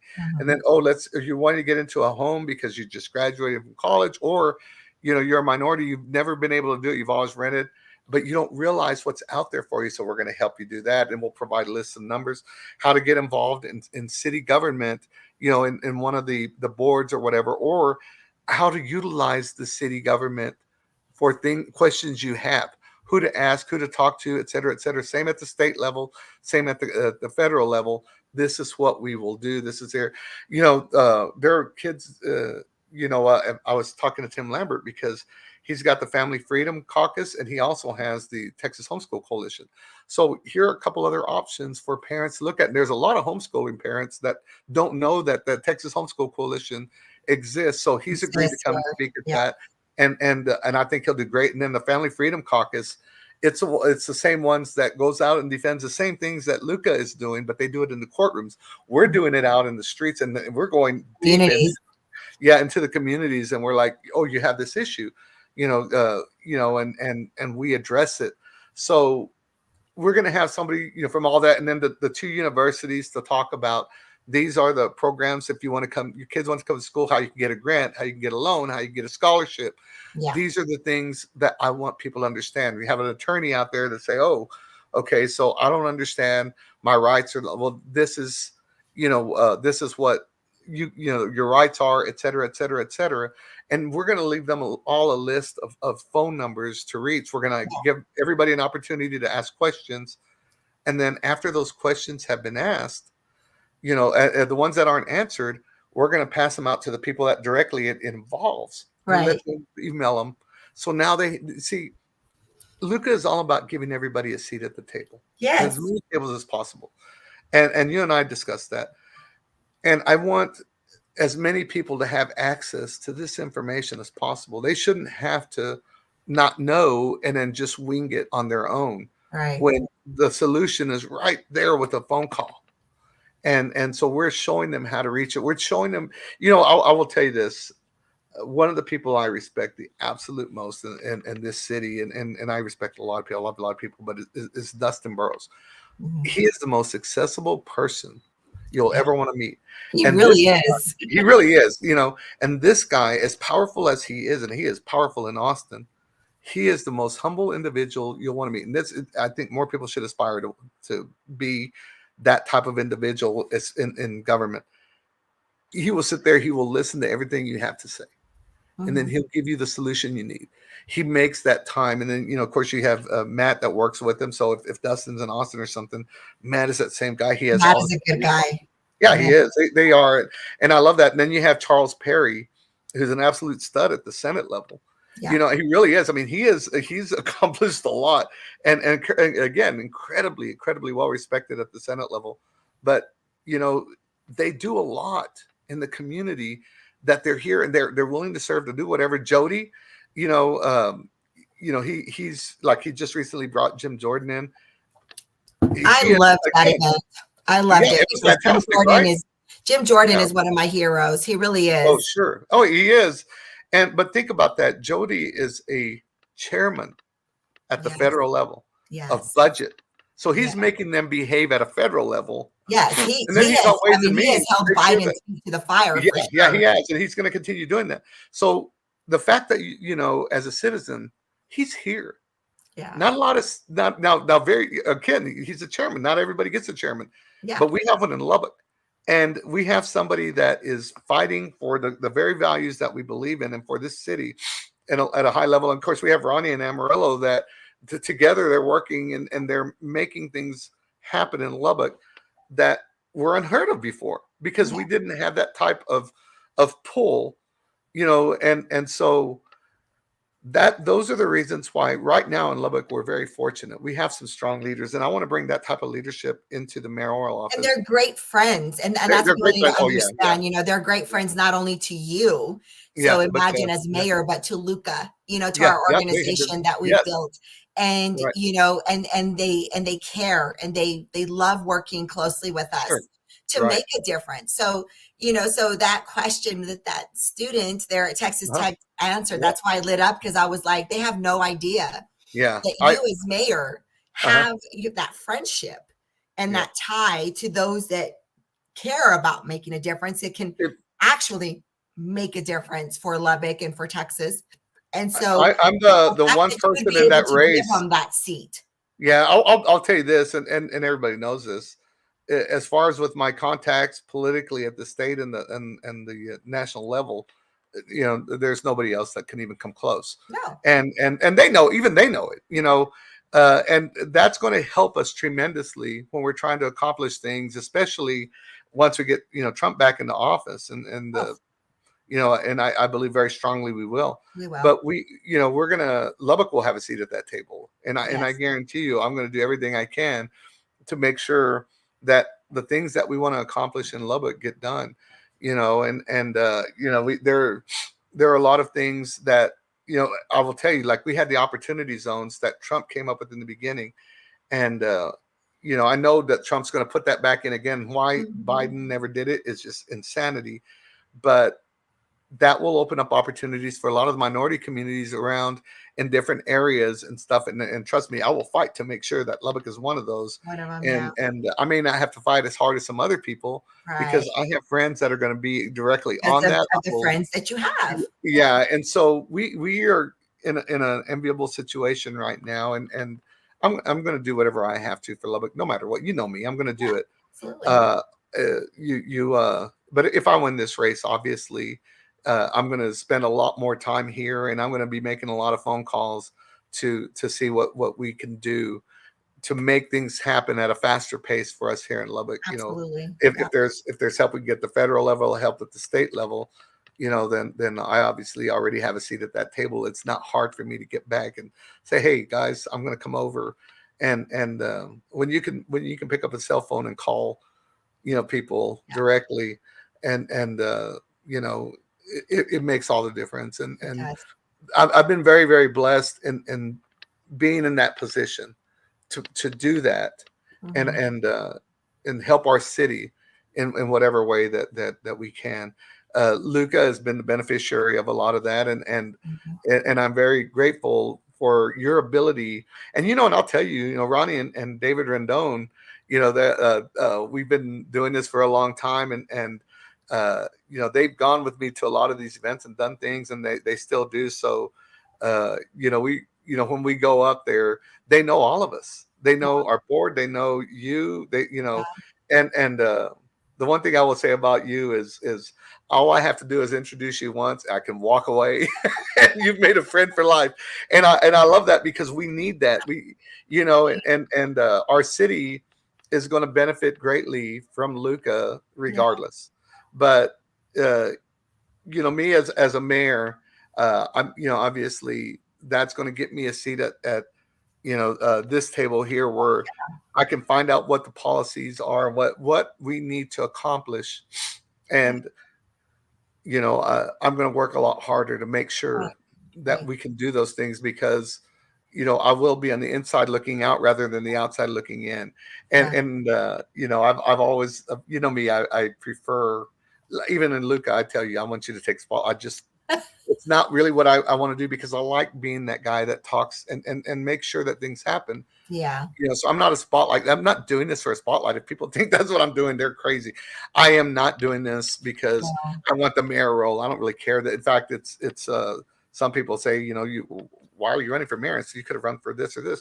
Well, one, we have amazing people in the seats that they're talking about, so I don't really need to do that. This one was something that I feel like needed my direct attention, and I'm more than happy to give it. And I want to, I love the city, I love people, and I want to make a difference. And that's been my life's goal. And people just have to see our organization, Luca, to know exactly who you are. And as the CEO and the founder of this organization, it's all within our organization. Everything exemplifies you, your work, your dedication, your love for people, your love for a better community, not just a here, but a statewide, nationally. And so that right there is going to let the people know who you will actually be as mayor. Right. That's not going to change. And that's the whole reason why you are running. What you're doing right now exemplifies what Luca stands for, is that sometimes we have to jump in the game. It's up to the people. It's up to us. Nobody's going to come save us. We have to do this ourselves. And when that duty calls, and you can see when civil duty says, when you need to do it, then you jump in. And it, by no means has it been easy. By no means it's not something that people understand until they actually get into it, what this entails, and the kind of impact that it can have on your life, on your family's life. And but you do it because we know we're in some very trying times. We know that we have an urgency to fix everything in this country on a local level. And there's nothing better than you becoming mayor to be able to show that and exemplify. This is what happens when we, the people, jump in, and we know that we're capable of making change. And you do it because you love our people. We love our city. We love our country. Yeah. That's the one you said that too. Change is so important right now. I think we need it. We need a positive change in Lubbock. The stress of the inflation that it's causing our economy and a lot of families here, and I'm the one guy in this race that understands that from every level. I mean, again, I grew up in the Arnett Benson area. I certainly understand the plight of the people that live out there. lived in East Lubbock before. I have a lot of friends in all of those areas, and and I just it is so important to me that these people have a voice in as much as I have one. I don't have any greater right to have a voice or a seat at any table than anybody else does. That's why I've always been compelled to help pass that on. And you've known me long enough to know I'm not a great getter. I love to give. Yeah. And I feel so great when I'm able to give, but when people try to do stuff for me, I feel so uncomfortable about it, because I see what the Lord has done for me, what position He's put me in my life, and I'm so grateful. And I've seen the ups and I've seen the downs, and I have some incredible people in my life that have stood by my side through all of that, and have been there no matter what. And so I surround myself with people that I know, love me, and they're my ride or die friends, right? The ride or die family. You and I, we may not be related, but you're my little sister, and I'm like, I always tell people you're my bossy little sister, because you're the little sister. Pretty bossy sometimes. Yeah. But I do. I'm like the perfect example of that, because the thing is, like, I came from nothing. I came from nobody. I mean, from nowhere. I came from thank you, Melissa. Yeah, she is. I am the perfect example of that, because I come from southern New Mexico. I come from nothing. I come from, poverty, and I have a voice. And, so you've given me a seat at the table. You've given me the opportunity. Says, she has so much love for our community and our country and our people. So you've allowed me to be able to just to be a loud voice for the voiceless. And so that is I'm the prime example of that. And, I never thought in a million years, coming from Artesia, New Mexico, that I would be sitting with congressmen and women, with senators, with all of these people that absolutely have the ability to make such a change, and to, to meet them and to sit with them and to learn from them. I never thought in a million years I would be doing this right now. And here I am, and you've given me that seat. You've given me that ability to use the voice that that I have, that I desire to scream out loud, so that we can have change for my kids, for my grandkids.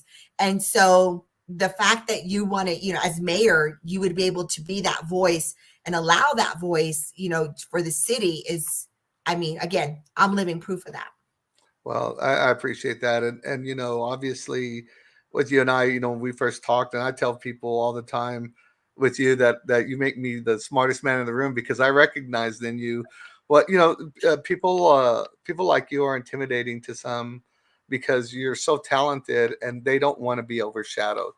And to me, I'm looking to elevate people that are capable of spreading the message at the highest level with everybody, and you bring that to the table. So when I brought you into Luca, and as rapidly as we exploded, I don't think people realized that the talent you had before you came into Luca, but I did. And I'm like, man, you know what? And I told you, I'm going to soak every ounce of energy that you have into this organization that you're willing to give us, because I'm going to put you in the forefront of everything we do. And I want you to. You said you were going to throw me to the deep end of the pool. I did. And I told you, I'm throwing you deep in the pool, and you swam like a champ. I'm like, oh man, she's like, Luganus in the pool. That's fantastic. But I like to swim. Well, yeah, and you did fantastic. And and I also look at Ronnie and David, where a lot of people didn't think that they had in them and man, let me tell you, first of all, they're thriving presence themselves. Yeah, they do, and they're able to reach out, and so they're that. And then of course we have, look at what we're doing in California with Nicole and Art and that group. All of them are they are such a blessing. They're a blessing not only to Luca, but to their community. To communities, yeah.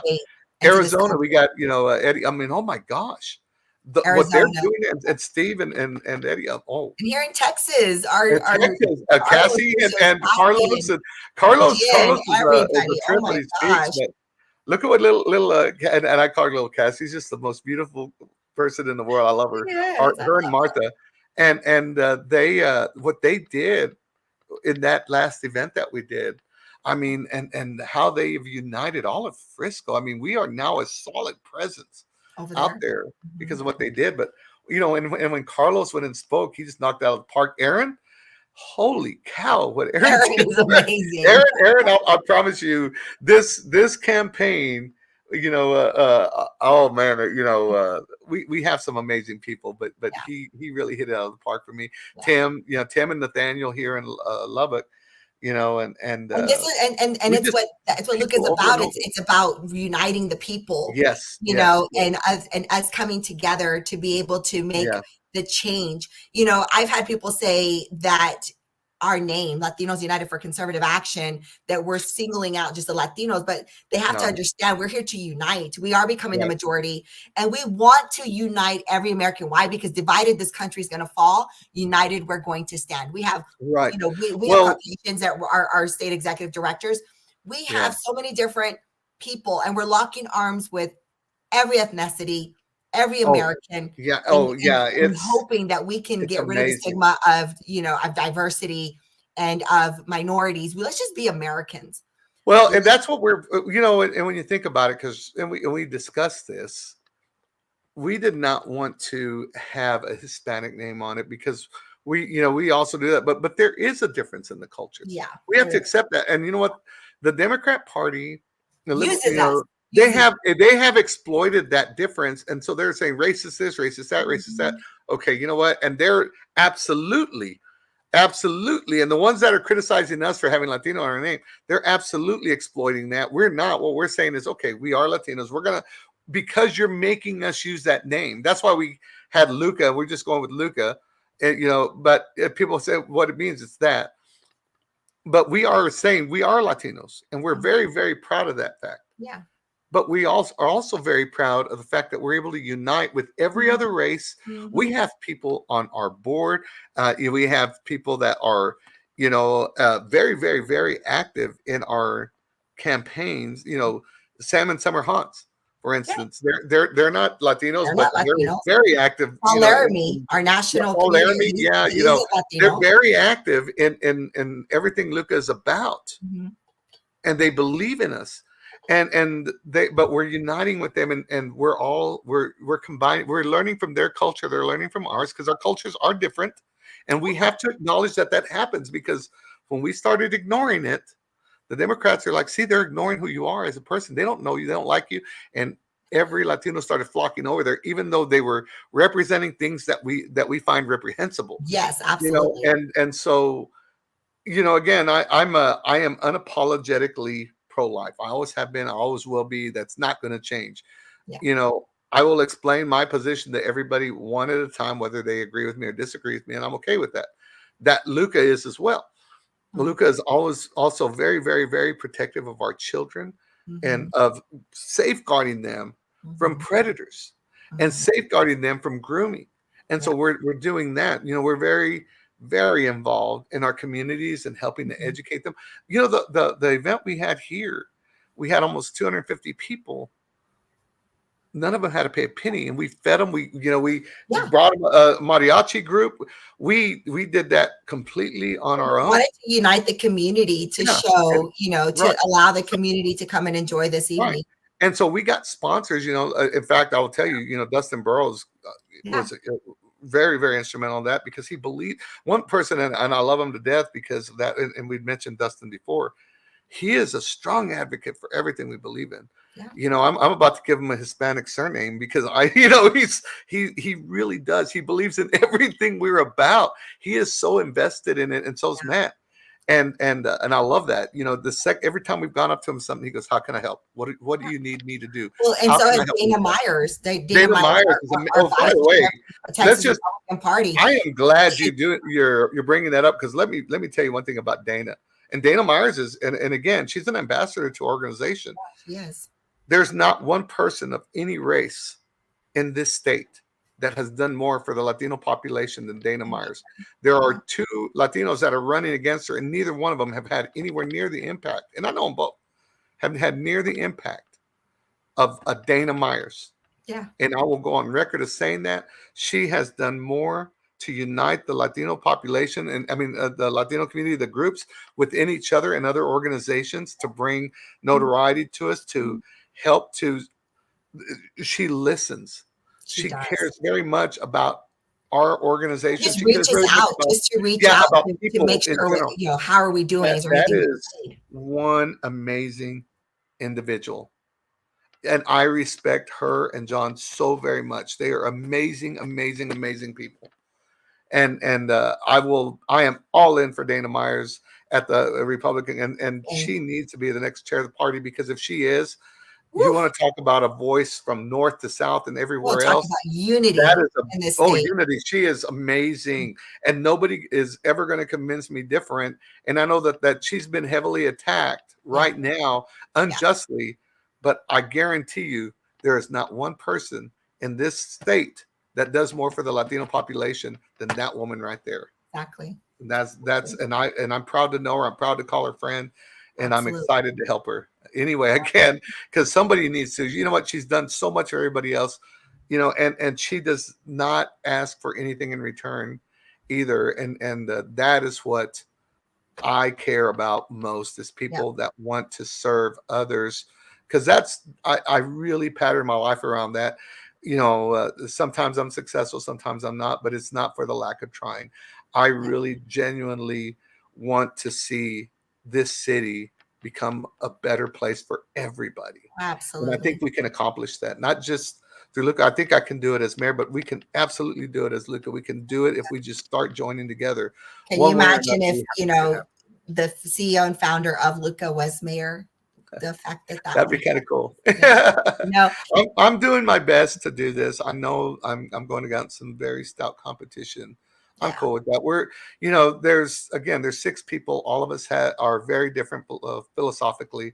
I am, obviously, of all of, I'm the only Trump, the MAGA Republican in this race, but I've been a lifelong conservative. I've never wavered, not once.